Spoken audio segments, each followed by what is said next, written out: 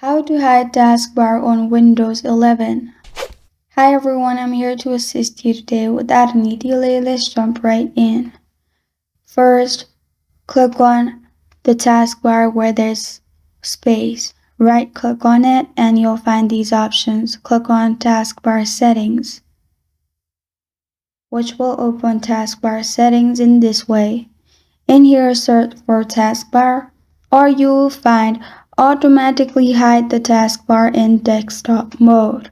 Simply turn that on.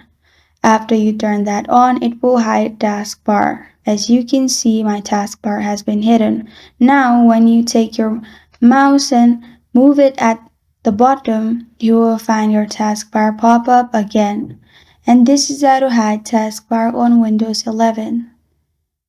Thank you for joining me today. If this video helps you out, please leave a like and subscribe for more. Got a question or want to suggest a topic? Comment below. Thank you for watching.